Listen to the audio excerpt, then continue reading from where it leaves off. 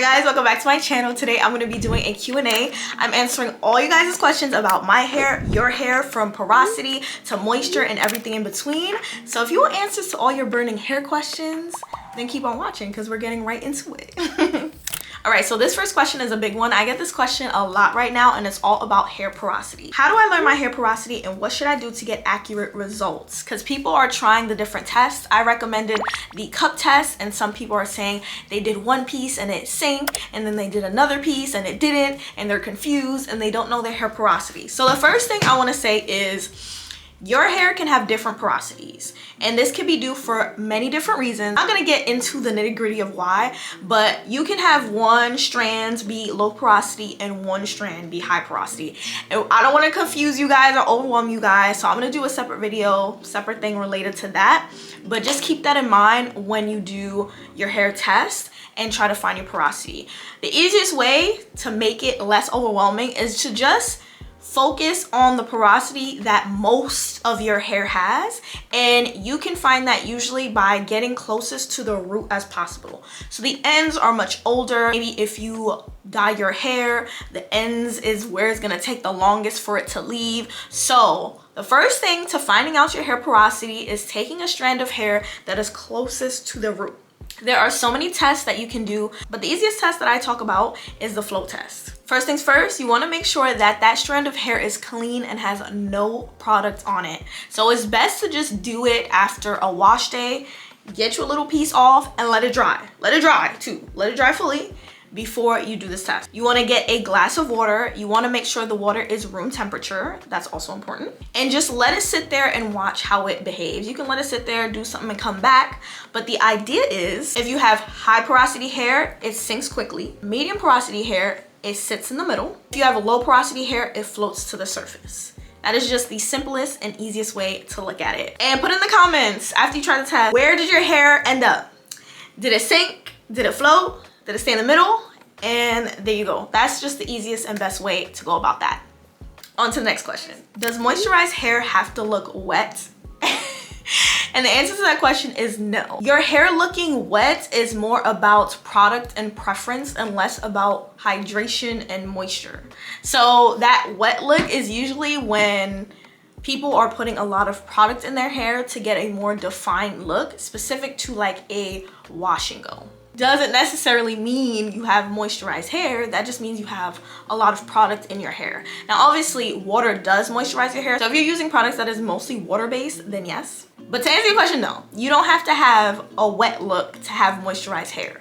You can have an afro and it be moisturized. Like an afro doesn't have a wet look. So I want to make that clear. All right, so I have a few notes about moisturizing and all that. So I'm gonna read off of it. Moisturizers work by infusing water into the hair shaft and sealing it with emollients. Well moisturized hair should feel soft, pliable, and have a healthy sheen. So it doesn't have to look wet, but you want to have like a nice little sheen to it. You want it to feel soft. You don't want it to be brittle and dry, you know? Like if you do a silk press, you want it to be bouncy. You don't want it to be stiff. Sometimes that's just a little too much grease, but that's a whole nother story. So when it comes to the wet look, it's more about your products creating a film on the hair surface. And yeah, that's really what it's about. If you have an afro, but your afro feels soft and smooth and nice and fluffy, and it has a healthy sheen, then it is hydrated, it is moisturized. If not, then it might be a little bit more dry.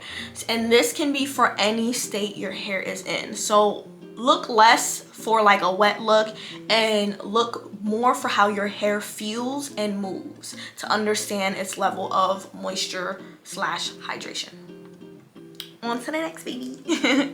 Sticking on the topic of moisturizing, the next question is specifically to me and my routine. And this person asks, how often do you moisturize during wash days? So I want to say that I moisturize about 3 times during wash days. So the first time I moisturize is when I do my mask. The second time I moisturize is when I apply my conditioner, and the third time that I moisturize is when I apply my leave-in.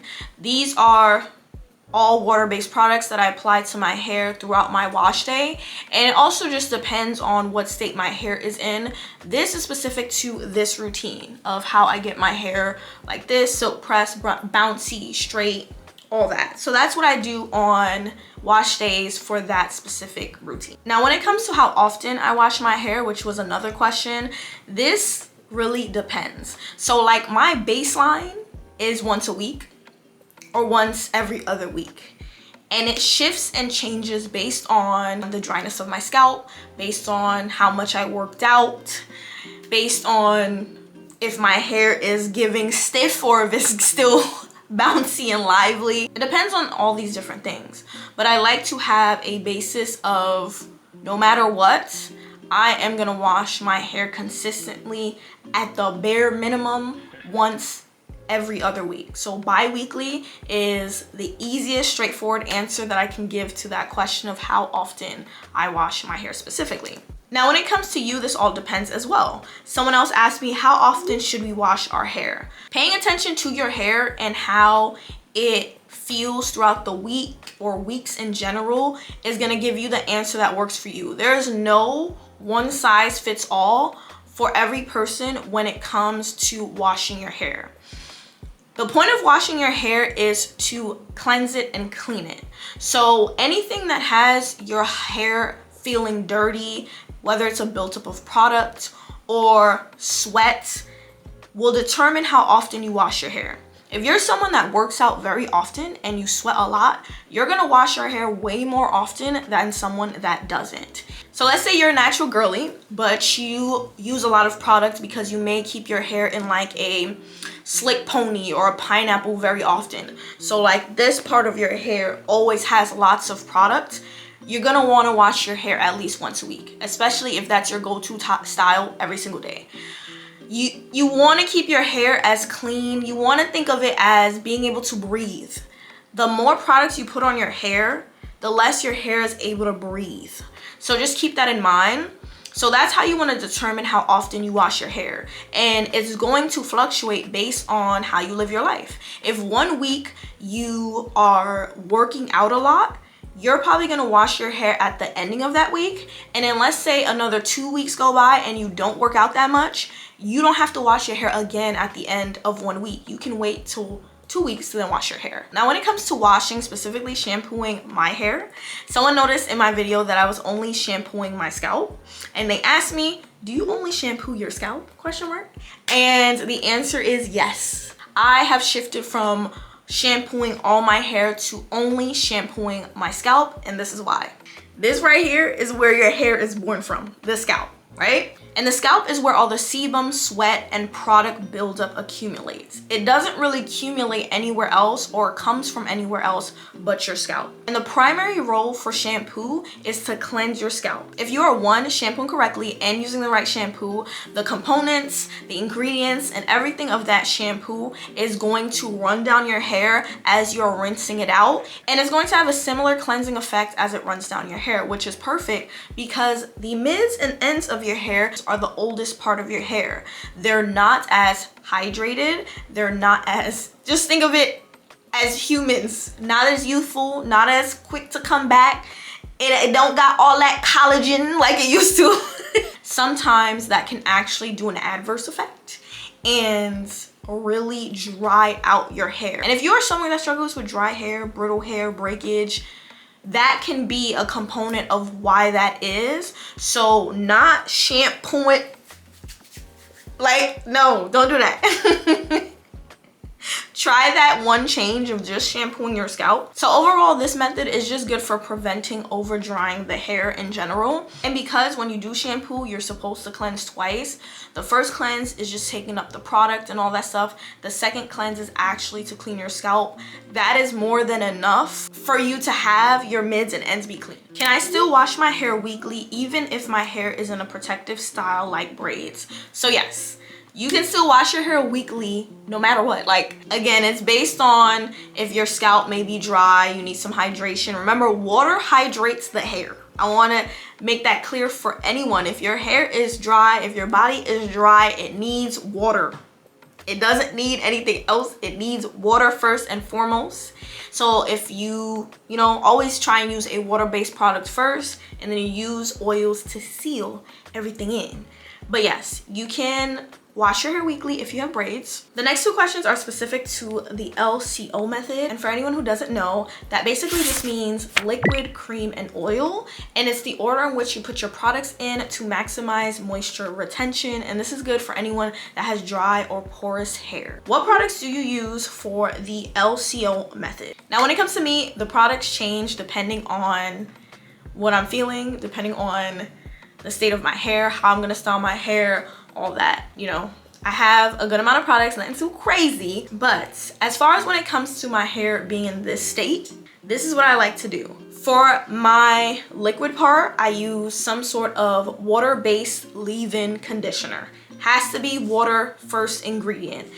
The one that I'm using currently, or the one that I use for this specific style, is the leave-in conditioner from Odell. I like this because it's marketed for deep hydration, detangling, and frizz control, which I feel like is perfect for a silk press in this style. And it's really lightweight. Silk presses, I don't like to have greasy, stiff ones. So I like to use lighter base products. Yeah, this is the one that I use for this style today. Get into it. And little plug, I'm gonna be doing a whole hair collection video after this one. So stay tuned for that for when it comes out. But I like to use that. And then I also use another leave-in. I use this one. This is actually from Trader Joe's. It helps protect from heat damage up to 450 degrees Fahrenheit, baby. 450 degrees Fahrenheit. So I just spritz this after, just really quick, and just like scrunch it in. But this I put in my hand and like put in my hair. This was just a quick like protection moment. So these are the 2 leave-ins that I have been using when I do my hair like this. Now when my hair is curly, the creams eat down. All right, I go crazy with the creams. But when my hair is straight, I like to stick to blow dry cream. And the one that I have currently is the Eden Body Works Hibiscus Honey Blow Dry Cream. So you put the leave-in first, then I do my blow dry cream, and then last is my oil. So I would actually put my blow dry cream in first from my kind of like high mids to ends, and then I pump this and I put this focusing on my ends only. And sometimes I'll use this as a finishing oil as well, or I like to use my Gizu oil. Up to you. It does what oil does, which is seal everything in. It also helps smooth frizz, tame flyaways, and it says it moisturizes your hair and scalp, but again, it's oil. Oils really seal things in. They don't really like moisturize and hydrate, but I mean, that's what it says. It says that. And you can apply this to damp or dry hair. So for this specific hairstyle, there you go. How often should we use the LCO method? The answer to that question depends on your hair needs and your lifestyle. For the most part, this method is used on wash day, and a lot of people just kind of stick to that. But if you have like high porosity hair, for example, you may need to do this more frequently, like every few days. You want to pay attention to how your hair feels throughout the week. So do it on wash day and observe your hair. If your hair is getting dry consistently in 3 days, then you want to do that maybe every 3 days. If it doesn't get as dry, do it when it just gets dry, and pay attention to the amount of days in between your hair gets dry. If you are seeing a pattern or whatnot, from there you can build a routine of how often to refresh, re-moisturize your hair. But you want to make sure that you're applying some sort of hydration as often as possible. I'm a little extra. I like to do a little bit of something every day, but I don't do a full LCO method by any means. I'll literally just brush my hair, put a little leave-in, seal it with some oil, that's it. And it's really my end focus because I want to minimize my split ends. I want to keep it as hydrated as possible, and that's just important for my overall growth journey. When it comes to moisturizing my hair, is mostly scalp focused because that is where a lot of my dryness comes from, is my scalp. It's not really my hair. So I notice that usually every 3 days, that 3-day mark is when my scalp needs moisture, and I focus on moisturizing my scalp. I don't really focus too much on moisturizing my hair. So also pay attention to that. Is your scalp getting dry as well, or is it just your actual hair? This also depends on climate. There's so many different factors. So think about your hair needs, think about your lifestyle, think about where you live, and that is gonna determine how often to do that method. The easiest way to do it is just observe your hair after washing. If you're seeing every few days your hair gets dry and that's a pattern, that's how often you should do it. What oil do you use for blow drying prep and to leave in? For blow drying prep, it changes. So if I am going to use an oil to prep for before I do a blow dry, right now it's gonna be this oil that I showed you guys, which is this Trader Joe's hair oil, but it's gonna be a new oil soon. Once this is done, I'm gonna try something else. And right now I'm also trying a blow dry primer. So I like to use that as my last step before I blow dry. When it comes to the leave-in, again, these are the two products that I use. I use this first and then I spray this and I put some oil on my ends and then I blow dry my hair. So that's what I use to prep before blow drying. And in between blow drying and straightening, I mostly focus on using a heat protectant. I like to use oil-based heat protectants just because it gives my hair a nice sheen without weighing it down. And yeah, but I like to keep it less is more when it comes to a silk press because I don't want my hair to be so weighed down. I like when my hair feels a little more light, and I just really feel like when you add too much oil, your silk press can look really just greasy. And I try to avoid that look, because baby, back in the day, the silk press were not silk pressing, okay? So I had to learn. When do you put mask in your hair, before or after wash? I put my masks in my hair after I wash my hair. I used to back in the day put masks before I did as kind of like a treatment before I wash my hair, but I realized like products work best with clean hair. Like, I know I see videos too when people do like their oiling, they'll do the oil and then they'll put a mask on top. But honestly, if you're putting a bunch of oils on your hair and then you put a water-based mask, it's giving we're just wasting product because it's not going anywhere. They don't mix. It's just sitting on top of the oil you just put in your hair. And products is money.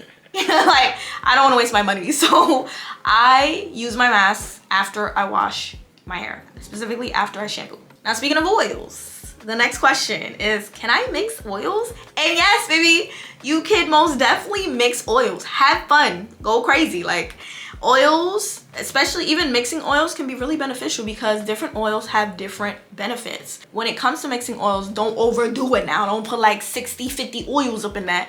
But you know, you can do like 3, 4 oils.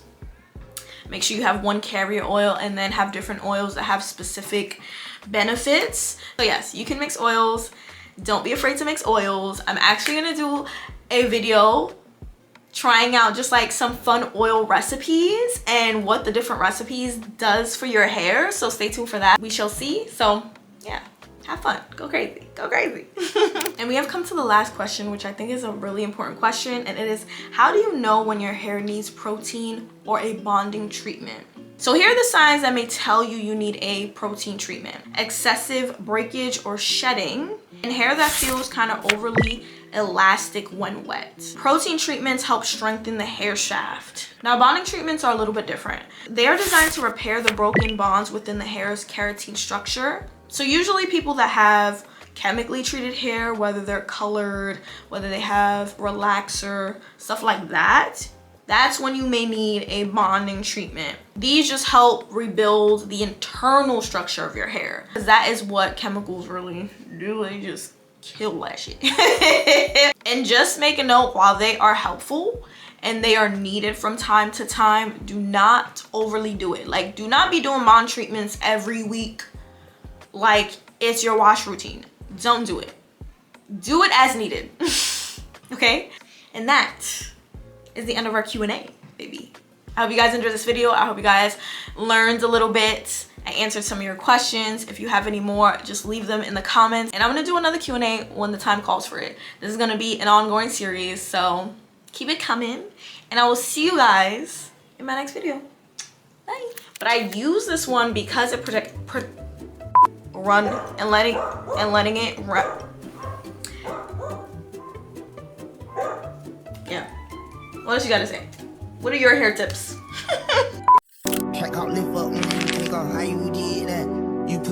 up on your blickies, how you did that? Your LV back turned to a legit, how you did that? I seen that turn to a Louis, how you did that?